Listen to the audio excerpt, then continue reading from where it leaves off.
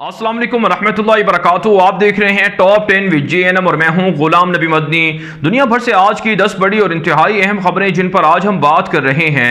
नाज़रीन किराम, आज 19 सितंबर 2020 है और आज दिन है हफ्ते का। ये टॉप 10 विद JNM का दोपहर का बुलेटिन है। खबरों का सिलसिला शुरू कर लेते हैं। जो आज की पहली बड़ी खबर है ये भारत से है। नाज़रीन किराम, भारत की खुफिया इन्वेस्टिगेशन एजेंसी NI ने दावा किया है कि 9 के करीब दाइश के मुश्तबा मुलजिमान को रियासत बंगाल से केरला से गिरफ्तार कर लिया गया है। इससे पहले दिल्ली के अंदर दाइश के नाम पर लोगों की गिरफ्तारियां सामने आई थी। भारत की 12 रियासतों के अंदर दाइश का सिलसिला जोर पकड़ता जा रहा है। जो दाइश के लोग हैं भारत से, वो अफगानिस्तान के अंदर और इसी तरह से शाम के अंदर, इराक के अंदर जाकर लड़ाई कर रहे हैं। ये रिपोर्टें भी सामने आ चुकी हैं। जबकि मुख्तलिफ दीगर माहिरीन का यह भी मानना है कि मोदी की दहशतगर्द हुकूमत मुसलमानों के खिलाफ क्रैकडाउन के नाम पर उन्हें दाइश के खाते में डालकर उन्हें गिरफ्तार कर रही है और उनका जुर्म सिर्फ यह होता है कि उनकी दाढ़ी होती है, टोपी होती है, इसलिए उन्हें गिरफ्तार किया जा रहा है। बहरहाल नाज़रीन किराम, आजादाना तौर पर यह नहीं कहा जा सकता कि भारत के अंदर जिन लोगों को गिरफ्तार किया जा रहा है वो दाइश के करिंदे हैं या नहीं हैं, और यह भी नहीं कहा जा सकता कि वो दाइश के लोग नहीं हैं। इसलिए नाज़रीन किराम, बहुत से लोगों की यह बात दुरुस्त भी निकलती है कि भारत के अंदर मुसलमानों के खिलाफ जो हमले हो रहे हैं, उनकी गिरफ्तारियों का सिलसिला है, उसमें अब दाइश के फैक्टर को शामिल करके बड़े पैमाने पर मुसलमानों को गिरफ्तार किया जा सकता है। जो मोदी का मुसलमानों के खिलाफ एक नया भारत के अंदर हमला भी है और एक बड़ी साजिश भी है। इसलिए मुसलमानों को जागना होगा, बेदार रहना होगा। आगे बढ़े नाज़रीन किराम, जो आज की दूसरी बड़ी खबर है ये मकबूजा कश्मीर से है। नाज़रीन किराम, मकबूजा कश्मीर के इलाके राजौरी में आज मजीद 3 कश्मीरियों को गिरफ्तार कर लिया गया है। इससे पहले शुपिया के अंदर लोगों को गिरफ्तार करके उन्हें जाली इनकाउंटर के अंदर शहीद कर दिया गया था, जिनके लवाहिकीन ने मुतालबा किया है कि जिन भारतीय फौजियों ने जाली ऑपरेशन के अंदर इन 3 कश्मीरियों को शहीद किया था, उन भारतीय फौजियों को फांसी देनी चाहिए।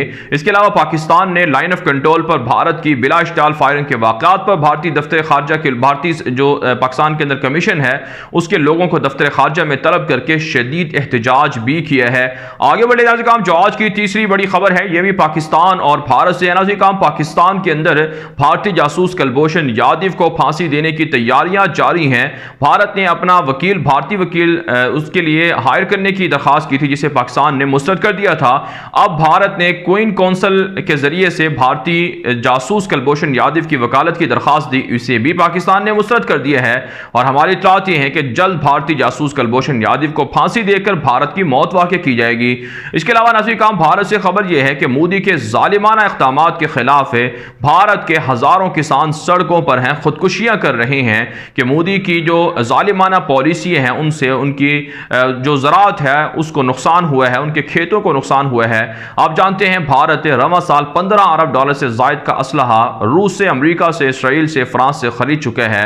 ऐसे में नाज़रीन किराम, जो किसान हैं, मजदूर हैं या गरीब तबका है, उनके हकूक की पासदारी नहीं की जा रही है। आगे बढ़े नाज़रीन किराम, जो आज की चौथी बड़ी खबर है यह अफगानिस्तान से है। नाज़रीन किराम, अफगानिस्तान के अंदर तालिबान ने काबुल हुकूमत को वार्निंग दी है कि वो स्कूलों के अंदर और इसी तरह से मदरसों के अंदर बमबारी ना करें। अगर बाज ना आए तो फिर तालिबान बड़ा रिएक्शन देंगे।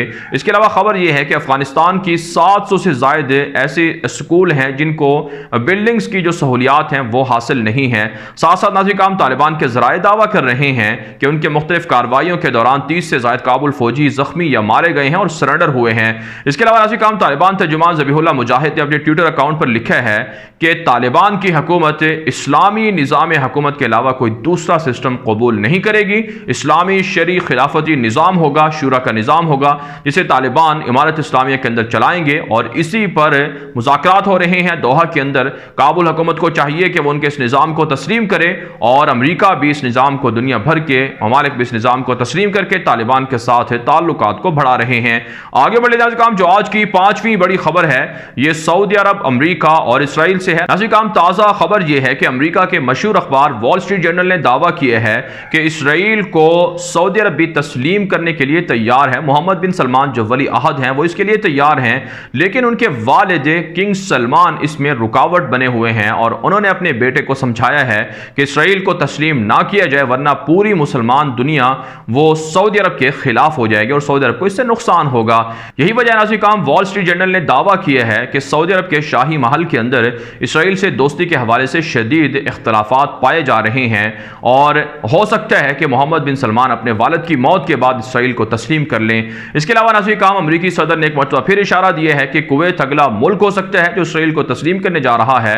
और इसराइल के मशहूर अखबार यरूशलेम पोस्ट के अंदर रिपोर्ट छपी है जिसमें कहा गया है कि कुवैत के साथ साथ कतर भी और दीगर गल्फ के ममालिक भी इसराइल को तस्लीम करके ताल्लुकात कायम कर लेंगे। आगे बढ़े नाज़रीन काम जो आज की छठी बड़ी खबर है ये इसराइल से है। नाज़रीन काम एक ताज़ा सर्वे रिपोर्ट सामने आ रही है कि इसराइल के अंदर सेकुलरिज्म, रोशन ख्याली और लादीनियत पाई जा रही है। यहूदियत को ज़्यादातर लोग अब बराए नाम ही कबूल करते हैं और 80 से 88% के करीब इसराइली शहरी ऐसे हैं जो मजहबी आज़ादी के कायल हैं, यानी रोशन ख्याल हैं, वो अपने मजहबी रिवायात की पासदारी नहीं करते हैं। और इसके अलावा खबर यह भी है कि कट्टर किस्म के यहूदियों के हमलों से इसराइल की सलामती को ख़तरा है, इसलिए अब इसराइल के अंदर भी कट्टर किस्म के यहूदियों के खिलाफ क्रैकडाउन का सिलसिला शुरू है। और नेतन्याहू की हुकूमत कट्टर किस्म के यहूदियों को हमलों के जुर्म में, नस्ल परस्ती के जुर्म में सजाएं भी सुना रही है। इससे वाज़ेह होता है कि इसराइल की रियासत जो मजहबी बुनियाद पर कायम की गई थी, इंशाअल्लाह उसका जवाल शुरू हो चुका है। अब वहां भी रोशन ख्याली, लादीनियत के जरिए से यहूदी रियासत तबाह होगी और मुसलमानों का गलबा एक दिन जरूर होगा।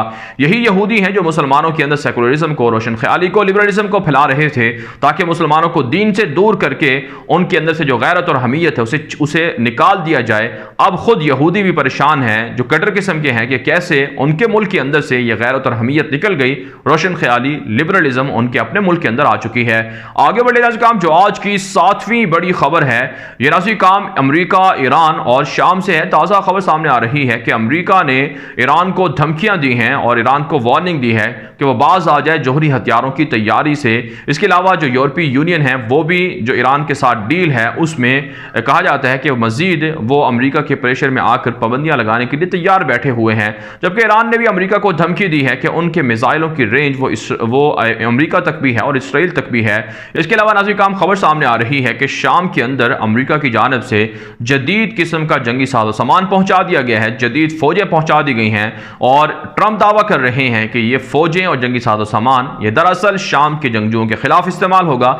लेकिन हमारी इत्तलात ये हैं कि या तो फिर रूस के साथ प्रॉक्सी वार होगी या तेल के कुओं पर लड़ाई होगी या फिर जो तुर्की की फौजें हैं उनके खिलाफ लड़ाई होगी। जबकि हमारी इत्तलात नाज़रीन काम ये भी हैं कि तुर्क फौजें शाम के अंदर ऑपरेशन कर रही हैं और शामी लोग मुतालबा कर रहे हैं कि तुर्क फौजों को मौजूद रहना चाहिए, उनकी वजह से उनके कई मसाइल हल हुए हैं। इसके अलावा नाज़रीन काम खबर सामने आ रही है कि इसराइल ने आलमी इदारा सेहत को अपने कंट्रोल में ले लिया है और यहूदी आलमगीर हुकूमत के क़याम के लिए मुख्तलिफ आलमी इदारों को अपनी तहवील में ले रहे हैं।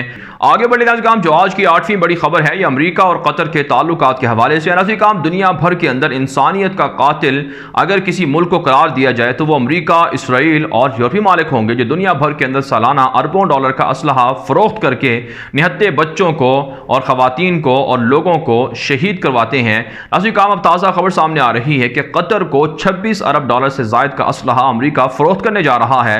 इस हवाले से कल पेंटागन के अंदर एक बड़ा इजलास हुआ है जिसमें मंजूरी दी जा रही है कि कतर को 26 अरब डॉलर से ज़ायद का असलहा अमेरिका फरोख्त कर सकता है। इससे पहले आप सुनते रहते हैं कि यूएई और सऊदी अरब और दीगर गल्फ के ममालिक को भी अमेरिका अरबों डॉलर का सालाना असलहा फरोख्त करता है जो मुख्तलिफ मुल्कों के अंदर जंगों के अंदर इस्तेमाल होता है। बिलखुसूस यमन के अंदर जो जंगों के अंदर इस्तेमाल असलहा हो रहा है वो या तो बरतानिया का है या फिर अमेरिका और दीगर यूरोपीय ममालिक का है। इससे वाज़ेह होता है कि दुनिया का सबसे बड़ा दहशतगर्द अगर कोई मुल्क है तो वो अमेरिका और यूरोपीय ममालिक हैं।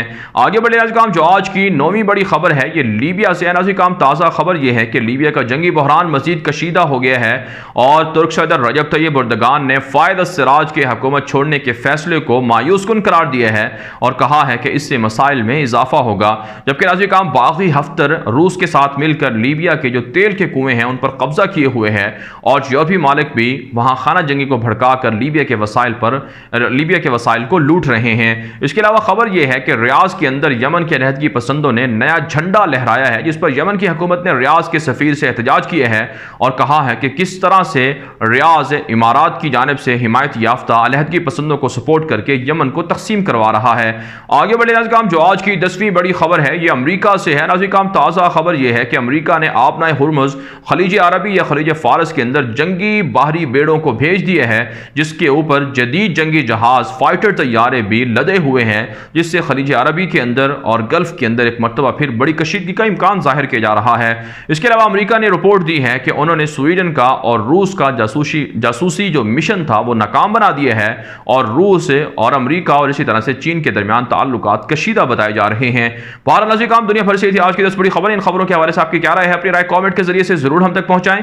मजीद खबरों के लिए आप हमारे ट्विटर अकाउंट दुनिया मेरे आगे